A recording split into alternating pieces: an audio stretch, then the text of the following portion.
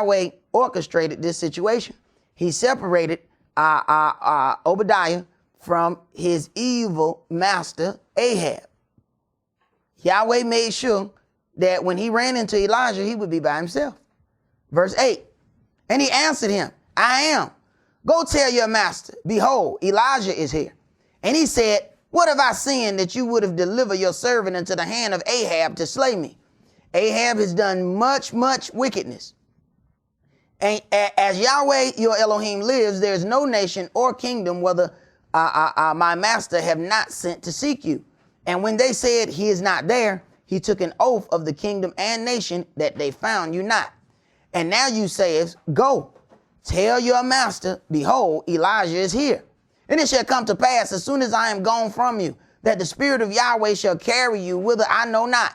And so when I come to tell Ahab, and he cannot find you, he shall slay me.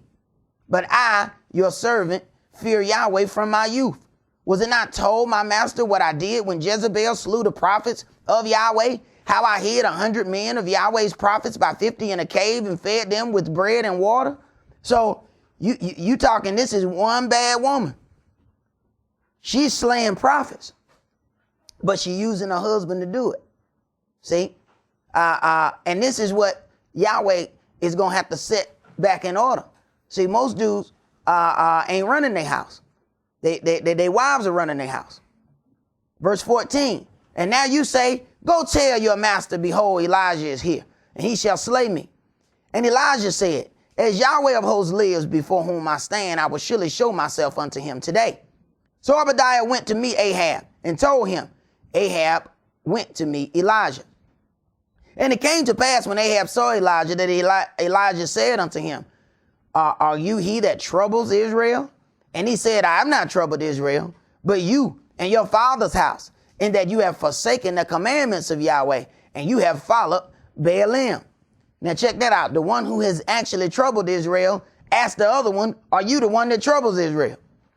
Now therefore send and gather to me all Israel unto Mount Carmel, and the prophets of Baal 450, and the prophets of the groves 400, which eat at Jezebel's table. So Ahab sent unto all the children of Israel, and gathered the prophets together unto Mount Carmel. And Elijah came unto all the people and said, how long halt you between two opinions? If Yahweh be Elohim, follow him. But if Baal, then follow him. And the people answered him not a word. Then said Elijah unto the people, even I only remain a prophet of Yahweh, but Baal's prophets are 450 men. Once again, you're talking about an enormous situation where it don't even look like he can possibly prosper.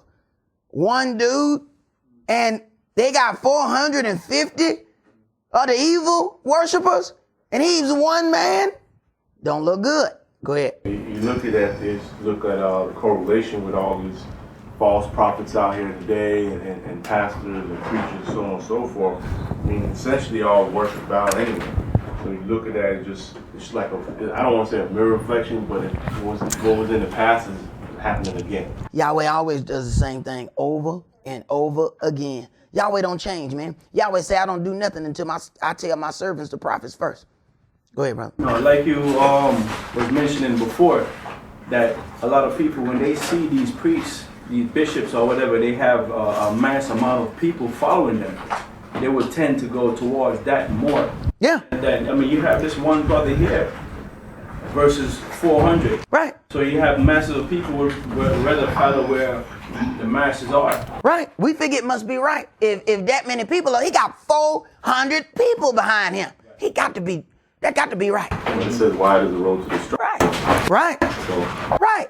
And that's how we look at things. And it's not just that. It's other things as well, brother. You know, we go to a store. It could be just a well-kept secret that this is the best prices and the best food in town. We go in there, brother, and it ain't but 5 people in there. We walk out. We go over to the place where they cook with pork and whale blubber, and they got 400 people in there, and we're going to eat there. Yeah, give me some of that stuff that you marinated in the whale blubber. Right. Why? Because a whole lot of people there. That's because Israel is sign seekers. See, that sign of them people make them feel good and hard. So it ain't about Yahweh. Some of that is slave master too, indoctrination of their safety. Of course it is. Of course it is. But our people understand. Our people dealt with this in the book before they were slaves. They were still doing this. And they ain't have no slavery to blame it on. Right. Verse 23. Let them therefore give us 2 bullocks, and let them choose 1 bullock for themselves and cut it in pieces, and lay it on wood and put no fire under. And I will dress the other bullock and lay it on wood and put no fire under. And call you on the name of your God, and I will call on the name of Yahweh. And the Elohim that answers by fire, let him be Elohim. And all the people answered and said, it is well spoken. And Elijah said unto the prophets of Baal, choose you 1 bullock for yourselves and dress it first, for you are many, and call on the name of your gods, but put no fire under. And they took the bullock which was given them, and they dressed it. Now look at this. They worship a false god, but they actually doing it. They actually getting ready to set up to really believe that their false god is going to show up. And it was very, you know, what you said before is Baal worship, for that Lord is what they call Baal. Baal is Lord. So they did a great injustice by putting that word Lord in this book. Lord and Baal is synonymous. That's why he says, I'm going to take the names of Baalim out of her mouth, for she will no longer call me Baal, Baalai, but she will call me Ishai. Right? She won't call me no more Lord. She won't call me by my name, Yahweh. Verse 26. And they took the bullock which was given them, and they dressed it, and called on the name of Baal from morning even until noon, saying, oh, Baal, hear us. But there was no voice, nor any that answered. And they leaped upon the altar which was made.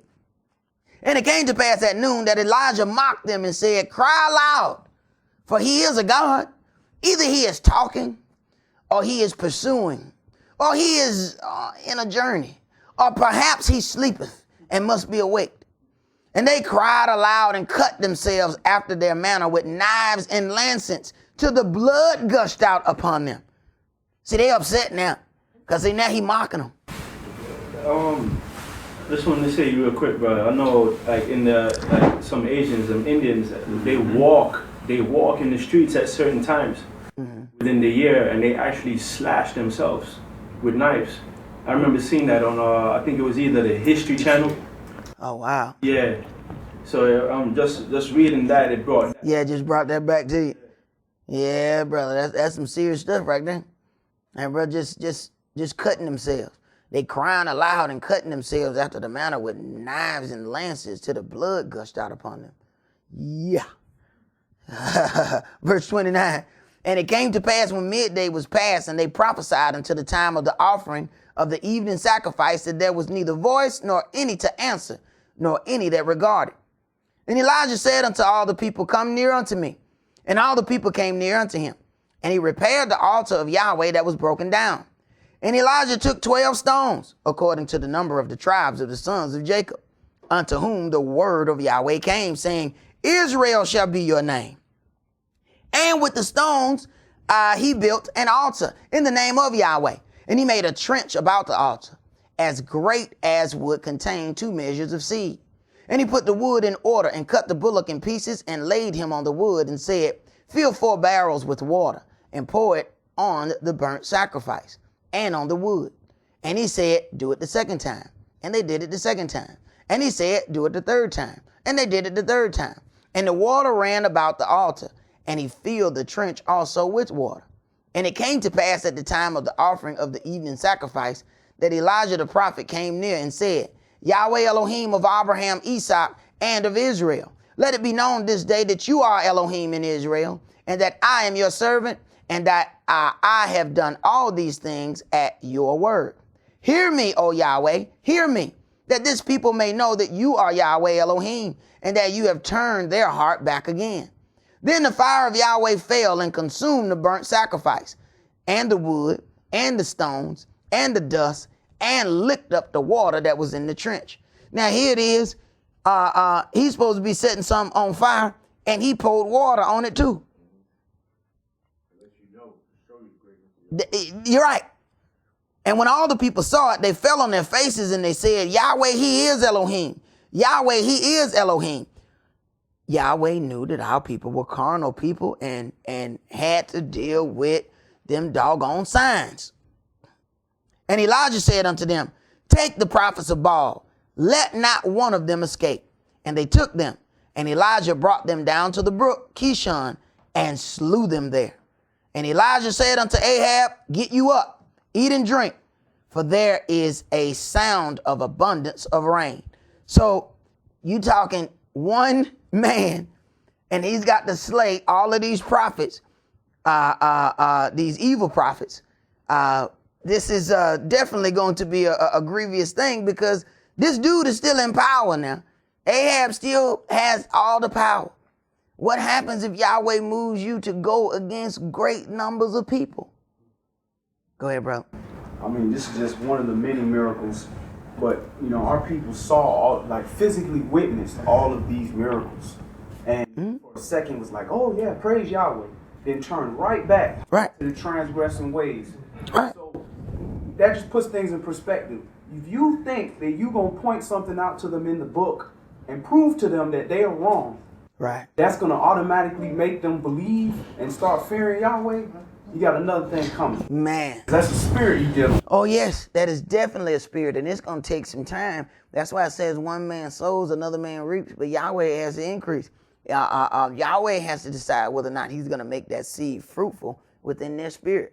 You know, you plant that seed, man, and you got to keep moving on. The problem is, a lot of times, we feel like we got to make a plant pop up right then. So we overwater the plant. Now the plant drowned, the little seed just done floated down the street. You done planted the seed, and then you dump 18 gallons of water on the seed. Now you go to water the seed tomorrow, the seed not even there no more. You washed it down the street. That seed ain't gonna grow there. Verse 42. So Ahab went up to eat and to drink, and Elijah went up to the top of Carmel, and he cast himself down upon the earth and put his face between his knees. And he said to his servant, go up now, look toward the sea. And he went up and looked and said, there is nothing. And he said, go again 7 times.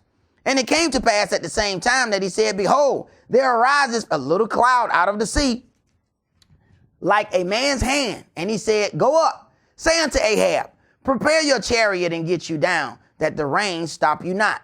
And it came to pass in the meanwhile that the heaven was black with clouds and wind, and there was a great rain. And Ahab rode and went to Jezreel. And the hand of Yahweh was on Elijah, and he girded up his loins and ran before Ahab to the entrance of Jezreel.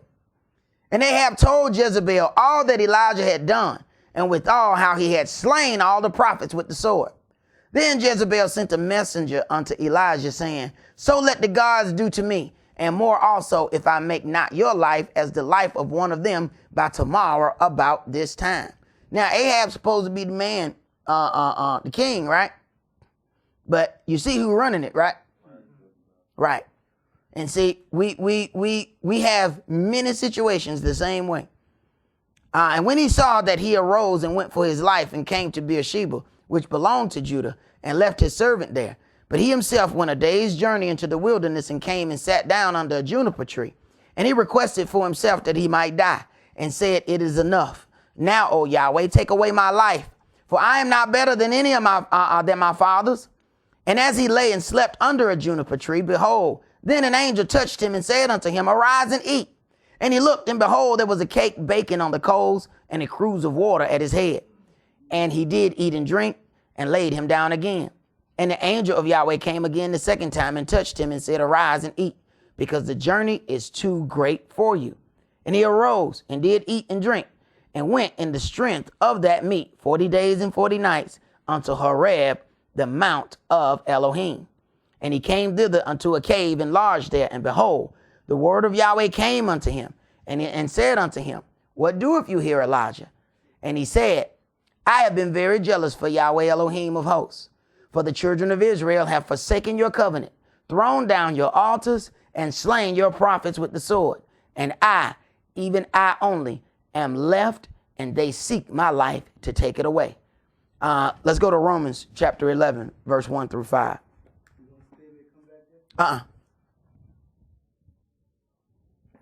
Romans chapter 11, verse 1 through 5. Now, this brother had a very long journey that he was about to go on, and Yahweh sent the angel to sustain that brother for this great journey that he was about to embark upon. And a lot of times, this is where, looking at these things, you find out that knowledge didn't save these people. The Spirit of Yahweh did. Knowledge won't tell you you about to go on a journey and you need to eat as much as you can possibly eat because this is about to be an ugly journey. Knowledge don't do that to you. I don't care what kind of book you read. That's not going to prepare you for that.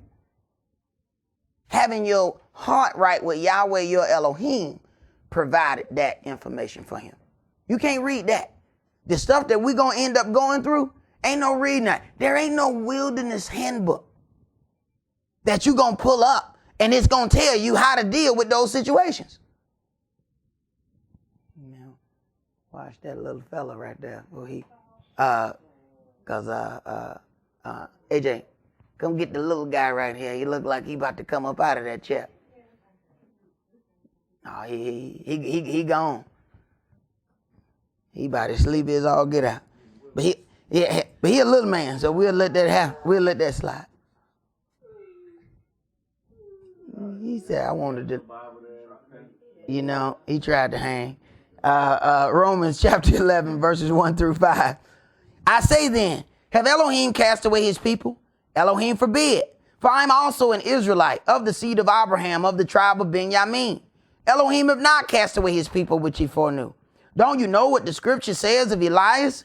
How he makes intercession to Elohim against Israel, saying, Yahweh, they have killed your prophets and dig down thine altars, and I am left alone, and they seek my life. So we knew exactly where that came from, what we just read. But what says the answer of Elohim unto him?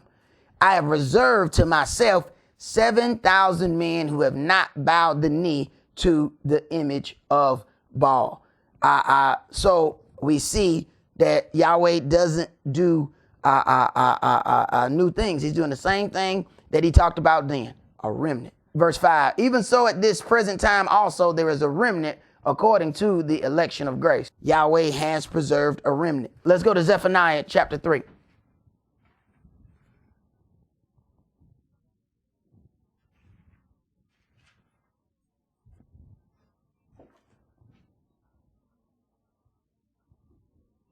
Zephaniah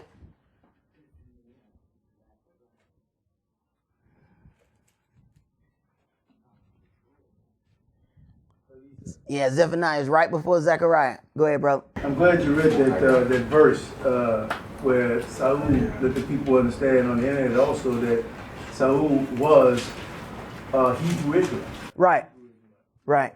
I think some of the people were having a problem hearing some of the comments. So speak a little louder when you make a comment. Go ahead, bro. I'm glad you read that verse, the first verse, second verse, because Saul is saying that he is a Hebrew Israelite. Right. Because a lot of people believe that the apostles and disciples of Yahweh were Christians. Right. You know, and they don't understand that he was a Hebrew. That is our people. Right. You know? So I'm glad you read that. You very right, brother. To those that might not have heard, the brother was saying that just the point of stating that that brother said that he was a Hebrew Israelite. And you're right. People have, because all of their images that they've painted are all lily white people. Right. And we have those images in our heads. And everything that they show us show Gentile people, even though he says right here that he's a Jew. Even though we read right in the book and it tells you what he that looks, that sat upon the throne looked like. Hair, wool, and feet like brass. Not brass, that shiny gold looking brass, but what we call antique brass, which is deep, dark brown. This is what his feet look like. So even though we know and we read those things, those images that are planted up in here, they hard to pry out. And even us knowing the truth, it takes a while to pry those images out of your spirit, because believing all of those things, it took a time for me to stop seeing that long head or blue-eyed white boy in my head when I was praying. I get down there, I pray just like the people tell me to pray, and I hold my hands together like this right here, because that's what they show you in the movies. So I pray down, I get down in the movies, and then I look up, or I pray, I close my eyes, and the first image that pop in my head is that white boy with that long hair and them pretty blue eyes. Pretty blue-eyed Jesus. And I could not get that in. Got to the point where I stopped closing my eyes, because I couldn't get that image out of there. I closed my eyes, the white boy pop up. I said, man, what this white boy, will he stop showing up every time I pray? But that image was just stuck in there. So I had to get to the point where I couldn't close my eyes until I got that image out of my head that they had planted me, because I've read those parts, and I know that the image that they fed me does not fit what's written in this book. But we do things out of habit, and you have to fight those habits. Habits are hard to break. Go ahead, bro. That's why it says the eyes are the windows to the soul. Once you've seen it, you can't get that. There you go. Very good point, bro. The brother said the point of the eyes are the windows to the soul, and that's a very good point, because after King David saw what he wasn't supposed to see, which was Bathsheba naked, he had to have her. Yeah, his eyes was a wonder right to his soul, and his soul got in deep trouble. Go ahead, sister. I need to speak up a little bit. A thought came to me a few weeks ago, and I thought about music, our gospel music, from the old gospel up to the contemporary. And it dawned on me, if you really look at it, our music don't even fit that image. Ave Maria and those other type of cathedral music actually fit that image. But our music, the way we sing and who we, how we sing it don't even fit that image. Well, what does it say? They said, sing us one of the songs of Zion. They like when we sing. It's like, and what it says, how can I sing Yahweh's song in a strange land? But they wanted to see us sing because that spirit of zeal for Yahweh was in us, even though the knowledge of Yahweh wasn't there. The love for Yahweh was there. We didn't quite know how we were supposed to love him, but we knew we were supposed to. We knew that there was something within inside of us, and it still is. There are a whole lot of people that still worship that way. Some of those people will be able to make it out and enjoy the goodness of Yahweh, because there are a lot of still good-hearted people in there that are dealing with those things. We don't know when those people are come out, when all of this stuff and everything hits the fan. Then we may see some things that we had never seen before. Zephaniah chapter 3 and verse 1. Woe to her that is filthy and polluted, to the oppressing city. She obeyed not the voice. She received not correction. She trusted not in Yahweh. She drew not near to her Elohim. Her princes within her are roaring lions. Her judges are evening wolves. They gnaw not the bones to the marrow. Her prophets are light and treacherous persons. Her priests have polluted the sanctuary. They have done violence to the law. The just Yahweh is in the midst thereof. He will not do iniquity. Every morning does he bring his judgment to light. He fails not, but the unjust knows no shame. I have cut off the nations. Their towers are desolate. I made their streets waste, that none passeth by. Their cities are destroyed, so that there is no man, that there is none inhabitant. Pay attention to that right there. Their cities are destroyed, so that there is no man, that there is none inhabitant. Verse 7. I said, surely you will fear me. You will receive instruction. so their dwelling should not be cut off. Howsoever I punished them, but they rose early and corrupted all their doings. Therefore wait you upon me, says Yahweh, until the day that I rise up to the prey. For my determination is to gather the nations, that I may assemble the kingdoms, to pour upon mine indignation, even all my fierce anger. For all the earth shall be devoured with the fire of my jealousy. For then will I turn to the people a pure language, that they may all call upon the name of Yahweh to serve him with one consent. So it won't be no many names or many titles, or people tell you, well, he got many names. No, he don't. Those are titles. He's got one name, and he's going to make sure that. For I will turn to the people a pure language. Understand, it was Yahweh that confounded the language in the first place. Everybody spoke the same language before they built their tower. Yahweh separated the people and separated the languages from one another so that the people wouldn't speak. So when people tell you, we all supposed to be together, such and such, tell it to Yahweh. He was the one that separated us. Verse 10. From beyond the rivers of Ethiopia, my suppliants, even the daughter of my dispersed, shall bring mine offering. In that day shall you not be ashamed for all your doings, wherein you have transgressed against me. For then I will take away out of the midst of you them that rejoice in your pride, and you shall no more be haughty because of my holy mountain.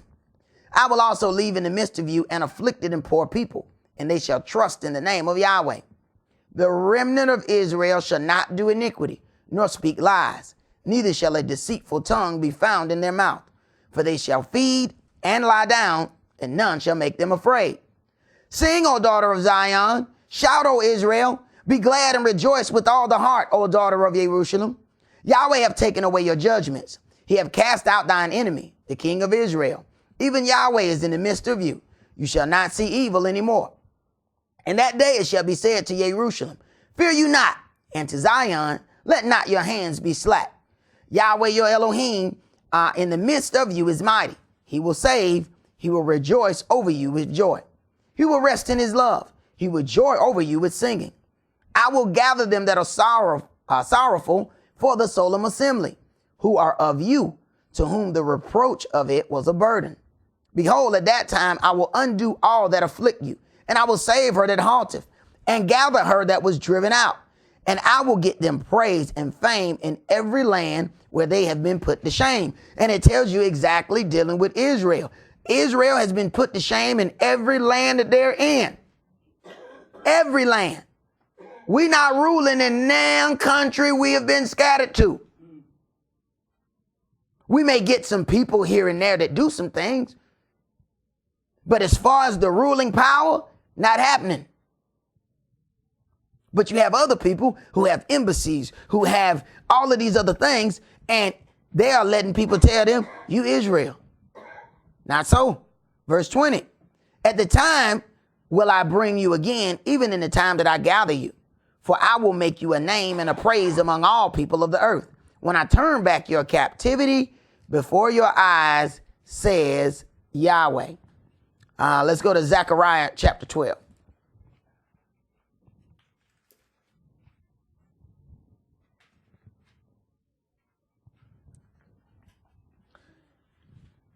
And we had a awesome new moon sermon last night by our brother Eliel. It was really, really good. Praise Yahweh that he is allowing us to grow in knowledge and understanding.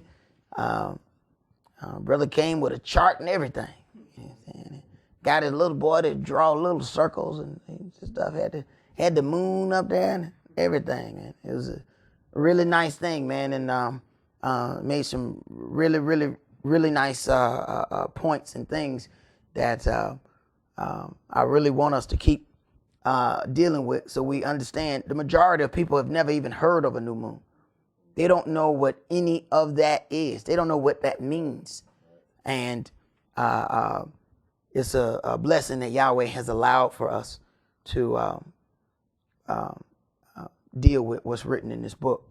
Zechariah chapter 12, verse 1. The burden of Yahweh, the burden of the word of Yahweh for Israel, says Yahweh, which stretches forth the heavens and lays the foundation of the earth and forms the spirit of man within him. Behold, I will make Jerusalem a cup of trembling unto all people round about,